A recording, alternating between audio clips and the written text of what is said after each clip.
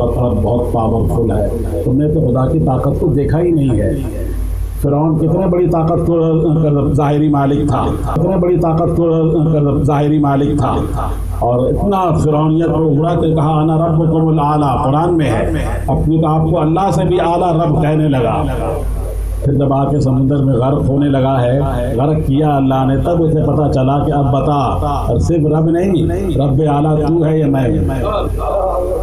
اللہ نے ظاہر کیا نا، قرآن مجید میں ہے، ڈوبتے ڈوبتے اتنا سر باہر نکالتا پانی سے، اور زور زور سے نعرہ لگا رہا تھا کہ آمنا برب موسیٰ و ہارون، موسیٰ و ہارون علیہ السلام، یہ دونوں انبیاء گئے تھے اللہ کے حکم سے فرعون کے دربار میں اسے انسانیت کا سبق دینے کے لیے اور رعونت سے بچانے کے لیے۔ تو وہ فرعون رعونت میں ڈوبا ہوا، انبیاء کرام کی تعلیمات کو ٹھکرا دیا، نہ حضرت موسیٰ علیہ السلام کی بات کو مانا، حضرت ہارون علیہ السلام کی بات کو مانا۔ پھر وقت آیا کہ اپنی آنکھوں سے اس نے دیکھا کہ موسیٰ علیہ السلام بنی اسرائیل کو لے کر اسی دریا سے انتہائی امن عافیت سلامتی کے ساتھ دریا کراس کر گئے، پیچھے یہ بھی داخل ہوا، دریا کی لہریں آپس میں مل گئی، پوری قوم غرق ہو گئی، فرعون بھی وہاں غرق ہو گیا۔ تو آخر وقت میں کیوں نعرہ لگا رہا تھا کہ میں ایمان لاتا ہوں موسیٰ و ہارون کے رب پر؟ موت نظر آ رہی، سر کے آنکھوں سے موت نظر آ رہی تھی۔ حدیث موجود ہے جب بھی کوئی انسان مرنے کے قریب ہوتا ہے، آخری وقت اس پر ہو، تو وہ موت کو دیکھتا ہے، کافر ہو یا مسلمان سب دیکھتے ہیں۔ جب کافر دیکھتا ہے، قرآن مجید میں جا بجا آیتیں اس طرح کے موجود ہیں، جب کافر دیکھتا ہے تو چیختا ہے کہ اللہ ایک موقع عطا کر دے، میں تجھ پر ایمان لاؤں گا، میں اسلام قبول کروں گا۔ اللہ فرماتا ہے ختم ختم، مہلت ختم۔ یہی بات فرعون سے بھی کہا تھا اللہ رب العالمین نے کہ نہیں، ختم۔ جب میرا بندہ موسیٰ علیہ السلام، میرے بندہ ہارون علیہ السلام تیرے پاس میرا پیغام لے کر گئے، تو انہوں نے نہ مانا، رعونت میں تھا، فرعونیت میں تھا۔ اب بتا کہ دیکھ اللہ نے کتنا اعزاز بخشا موسیٰ علیہ السلام کو، بنی اسرائیل کو، اور تجھے کیسی ذلت کی موت دے رہا ہے۔ مر گیا، غرق ہو گیا، ایسا غرق ہوا کہ آج تک اس کی لاش مصر کی میوزیم میں رکھی ہوئی ہے۔ قرآن کہتا ہے صبح و شام اس پر جہنم کی آگ اسی دنیا میں پیش کی جاتی ہے، جہنم کے آگ سے صبح شام اس کو جلایا جاتا ہے، لیکن انسان اس کا ادراک نہیں کر سکتا۔ میں عرض یہ کر رہا تھا کہ ظاہر ہے کہ یہ سب کچھ انسانوں کے ظلم و تشدد کا نتیجہ ہے، ورنہ اللہ تبارک و تعالیٰ ہر سال ہر فصل کے موقع پر اتنا اناج اگاتا ہے کہ دنیا کے ہر انسان سیراب ہو کر کھائے، بھوکا کوئی نہ سوئے، اتنا پھل اگاتا ہے۔ دیکھیں نا آج کل آم کا موسم ہے نا، جس راستے سے گزریں ریڑیاں بھری پڑی ہیں آم سے۔ کس نے پیدا کیا؟ اللہ نے پیدا کیا۔ اب لوگ چونکہ اس سسٹم کے تحت غربت کا شکار ہیں، ان کی جیب میں پیسہ نہیں ہے، خرید نہیں سکتے، یہ سسٹم کی خرابی ہے نا، لوگوں کا ظلم ہے، لوگوں کا تشدد ہے۔ اللہ نے تو پیدا کیا ہے، اور جن کے پاس پیسے ہیں وہ خرید رہے ہیں، کھا رہے ہیں۔ اللہ نے پیدا کیا۔ اللہ تعالیٰ ہر پھل اپنے اپنے موسم میں اور ہر اناج اپنے اپنے موقع پر بہت پیدا کرتا ہے، بہت اگاتا ہے، اور اپنے بندوں کے لیے تو اگاتا ہے۔ اللہ تعالیٰ کو تو کسی رزق کی ضرورت ہے نہیں، اللہ کے بندوں کو ضرورت ہے، ان کے لیے اگاتا ہے، پیدا کرتا ہے۔ لیکن ایمان سے کہتا ہے دیکھو رازق میں ہی ہوں، یعنی اللہ ہی ہے، ان اللہ هو الرزاق، اللہ ہی رازق ہے۔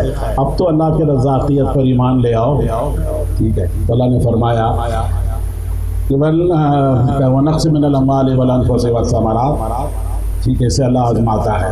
پھر اللہ تعالیٰ کے آزمائش کے دنوں میں نبی اکرم صلی اللہ علیہ وسلم اپنی امت کو صبر کی تلقین کرتے تھے۔ اللہ نے رب العالمین نے فرمایا وَبَشِّرِ الصَّابِرِينَ، اے میرے پیارے حبیب تمہاری امت کے جو صبر کرنے والے ہیں انہیں بشارت دے دو، انہیں خوشخبری دے دو، ہر صبر پہ اللہ کی طرف سے اجر ملتا چلا جائے گا، اجر ملتا چلا جائے گا۔ مسلمان ایمان رکھتا ہے اس دنیا میں عزت وقار اللہ کی طرف سے ہے۔ اگر دولت کی بنیاد پر عزت خریدی جاتی تو آج دنیا کا ہر سرمایہ دار باعزت ہوتا۔ چنانچہ دیکھیں آپ ہر سرمایہ دار، صنعت کار، جاگیردار سامنے تو نہیں کوئی بول سکتے، ڈرتے ہیں۔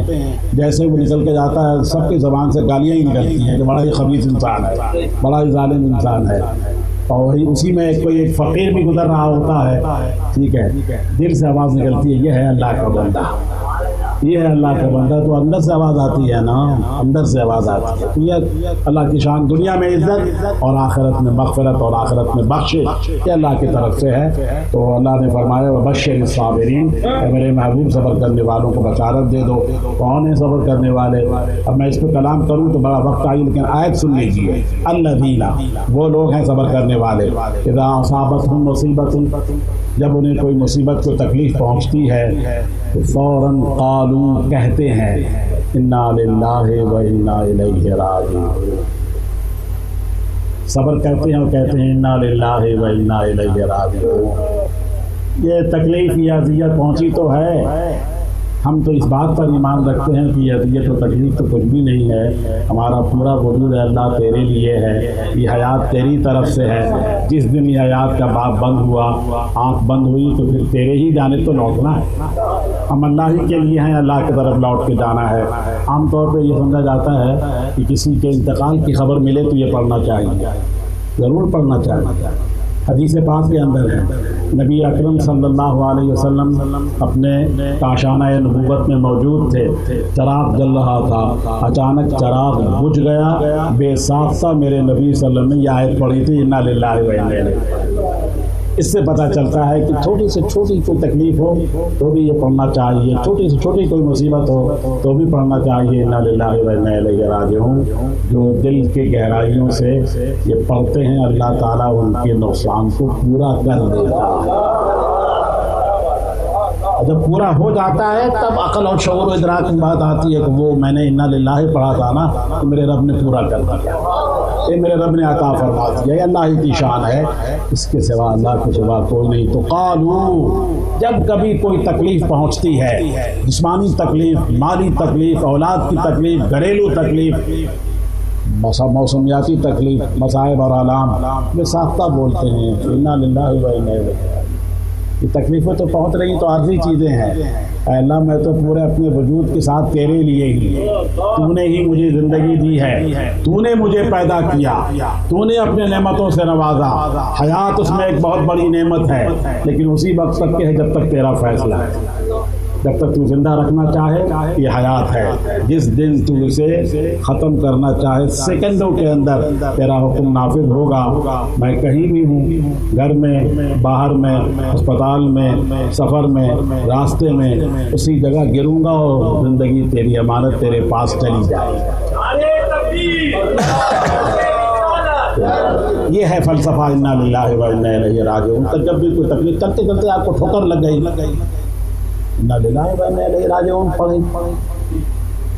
تو کہیں بھی کسی مرحلے پر کہیں کوئی چھوٹے سے چھوٹا نقصان ہو جائے فوراً انا للہ و انا الیہ راجعون پڑھیں. اس نیت سے پڑھیں کہ یہ نقصان بھی اللہ ہی کی طرف سے ہے، پورا بھی اللہ ہی کرے گا. تو جو یہ پڑھتے ہیں ان کا پورا ہو جاتا ہے. اللہ تعالیٰ توفیق دے کہ دل کی گہرائیوں سے ہم اعتراف کریں کہ اللہ ہم کچھ، انا للہ ہے کیا؟ یہ اعتراف ہے اس بات کا کہ میں کچھ نہیں ہوں. اور جسے انگریزی میں بولتے ہیں نا آئی ول نو مور، میں نہیں ہوں، میں کچھ بھی نہیں ہوں. ہوا کا ایک جھونکا ہے، یہ آیا اور میں گیا، میں کچھ نہیں ہوں. اے اللہ جب میں نہیں تھا تو بھی تو ہی تھا، جب میں نہیں ہوں گا تو بھی تو ہی رہے گا. یہ کائنات بنائی گئی، بننے سے پہلے بھی تو تھا. اس کائنات کی بساط کو لپیٹ دی جائے گی، سب کچھ ختم ہو جائے گا، پھر بھی تیری ذات موجود ہے. جب کچھ نہیں تھا تو اللہ تعالیٰ موجود تھا، کچھ نہیں رہے گا تو اللہ موجود رہے گا. اس لیے سب کچھ بنایا تو اللہ ہی نے ہے. اتنی جلدی انسان دھوکے میں آ کر اس رب کو بھول جاتا ہے، اس رب کو فراموش کر دیتا ہے. یہ انسان کی کتنی بڑی غلطی ہے. اور وہ انسان مسلمان ہے تو پھر تو بہت بڑی غلطی ہے. مسلمان ہو کر اللہ رب العالمین کو فراموش کرے.